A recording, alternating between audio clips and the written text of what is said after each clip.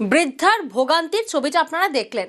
সাধারণ মানুষের ভোগান্তি যেমন চরমে তেমন অন্যদিকে কিন্তু বিশিষ্ট মানুষজন তাদেরকেও হিয়ারিং এর নোটিশ পাঠানো হচ্ছে। আমরা দেখেছি মোহাম্মদ শামী, লক্ষ্মীরতন শুক্লা, আর তারপর এবার হিয়ারিং নোটিশ মেহতাবকে। এসআইআর শুনানিতে ডাক ফুটবলার মেহতাব হোসেনকে। ইরন প্রতিনিধি আমাদের সঙ্গে রয়েছেন। ইরন, আমরা এর আগে দেখেছি একাধিক বিশিষ্টজনকে তাদেরকে হিয়ারিং নোটিশ পাঠানো হয়েছে। মুখ্যমন্ত্রী মমতা বন্দ্যোপাধ্যায় তিনিও একাধিকবার সরব হয়েছেন এই বিষয়ে, আর এবার সরাসরি মেহতাব হোসেনকে ডাক। কোন কোন গ্রাউন্ডে? দেখো, কিছুদিন আগে থেকে আমরা জানি যে এসআইআর শুনানিতে বিভিন্ন বিশিষ্ট ব্যক্তিত্বকে ডাকা হচ্ছে। খেল জগতে বা খেলার জগতে মোহাম্মদ শামী, লক্ষ্মীরতন শুক্লা তারা শুনানিতে ডাক পেয়েছেন, তারা গিয়ে নিজের ডকুমেন্ট জমা দিয়ে এসেছেন। এবার দ্বিতীয় বিষয় হচ্ছে, তারপরেও কিন্তু ক্রীড়া মাধ্যম তারা কিন্তু সোচ্চার হয়েছিলেন। প্রাক্তন খেলোয়াড়রা তারা দাবি তুলেছেন যে যারা দেশকে সার্ভিস দিয়েছে, দেশের হয়ে দীর্ঘদিন খেলেছে, তাদেরকে এইভাবে শুনানির নামে ডেকে পাঠিয়ে হেনস্থা করা হচ্ছে কেন। তারপর দেখা গেল এবার মেহতাব হোসেন, তাকে ডাকা হয়েছে কারণ তার মায়ের সঙ্গে তার নামের একটা অমিল হচ্ছে, অর্থাৎ তালিকায় যে মায়ের নাম রয়েছে প্রাক্তন ফুটবলারের, সেখানে অমিল থাকার কারণেই তাকে ডেকে পাঠানো হয়েছে আগামী রবিবার দক্ষিণ 24 পরগনার মল্লিকপুরের আব্বুস শুকুর হাই স্কুলে শুনানি কেন্দ্রে। মেহতাব নিজে যাবেন বলে জানিয়েছেন, কিন্তু প্রশ্ন এখানেই যে বিশিষ্ট ব্যক্তিত্বরা যারা দেশকে সার্ভিস, দেশের হয়ে মেহতাব দীর্ঘদিন খেলেছেন, ইস্টবেঙ্গল খেলেছেন, মোহনবাগান খেলেছেন, এই একজন সবচেয়ে পরিচিত মুখ, বাঙালির গর্ব, তাকেও শুনানিতে গিয়ে দাঁড়াতে হবে। এখানেই কিন্তু সোচ্চার হচ্ছেন খেল জগৎ থেকে। তাদের বক্তব্য, যদি শুনানিও হয় সেক্ষেত্রে তাদের কাছে পৌঁছে কেন ব্যাপারটাকে সর্ট আউট করা হচ্ছে না। একেবারে ইরন, আমরা দেখেছি ক্রীড়া জগৎ এই নিয়ে সোচ্চারও হয়েছিলেন। আর এবার নজর রাখা যাক দেগঙ্গার দিকে। দেগঙ্গায় সেখানে এসআইআর হিয়ারিং সেন্টারে রীতিমতো উত্তেজনা। কেন এই উত্তেজনা? আগে ছবিটা দেখাই আপনাদেরকে। দেগঙ্গার এসআইআর হিয়ারিং সেন্টার, সেখানে ইআরও স্ট্যাম্প দিচ্ছেন না, এমনটাই অভিযোগ।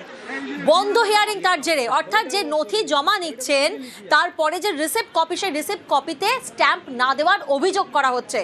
আর তারপরেই শুরু হয়েছে বিক্ষোভ। বন্ধ রয়েছে হিয়ারিং। স্ট্যাম্প আনতে ভুলে গিয়েছেন নাকি ইআরও?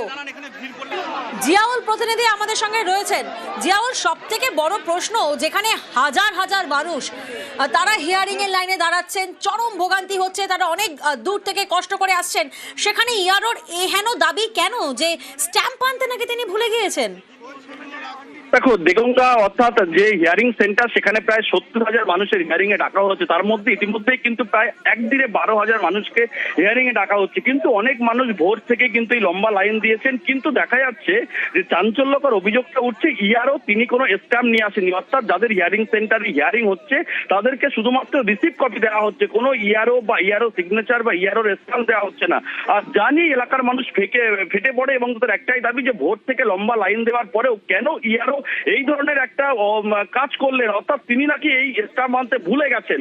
ফলে এলাকার মানুষ বিক্ষোভ দেখায়। ঘটনাস্থলে দেগঙ্গা থানা পুলিশ গিয়ে অবস্থা নিয়ন্ত্রণ আনে। প্রায় 2 ঘন্টা পর আবার নতুন করে যারা বিক্ষোভ দেখাচ্ছেন, মানে তাদের মধ্যে তাহলে কি এই আশঙ্কাটা দানা বেঁধেছে বা এই আতঙ্কটা রয়েছে যে তারা নথি জমা দিয়েছেন, কিন্তু পরবর্তীকালে কমিশনের তরফ থেকে দাবি করা হতে পারে যে নথি জমা পড়েনি, তার মানে সেই আতঙ্ক, সেই আশঙ্কা তাদের মধ্যে রয়েছে?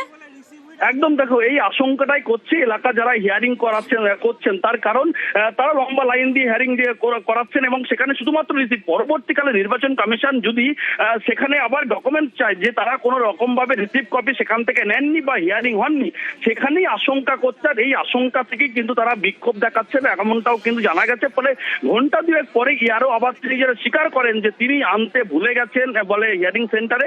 ফলে পরবর্তীকালে তিনি হিয়ারিং স্ট্যাম্প আনার পরে আবার নতুন করে প্রায় 2 ঘন্টা পরে কিন্তু আবার হিয়ারিং সেখানে শুরু হয়। কিন্তু যেভাবে মানুষের মধ্যে একটা আতঙ্ক সৃষ্টি হয়েছিল, ফলে একটা উত্তেজনা পরিবেশ তৈরি হয়। পরবর্তীকালে পুলিশ এসে অবস্থা নিয়ন্ত্রণে আনে। বেশ, আমাদের এই লাইনে ইউরোরা সই দিচ্ছে না বা স্ট্যাম্পও দিচ্ছে না, ট্রেন একটা করে লিখে ছেড়ে দিচ্ছে, এগুলো ঠিক করছে না। তো ইউরো সই করছে না, স্ট্যাম্প মারছে না, তো স্ট্যাম্প মারছে না, সইও করছে না, বলছে আমাদের নেই।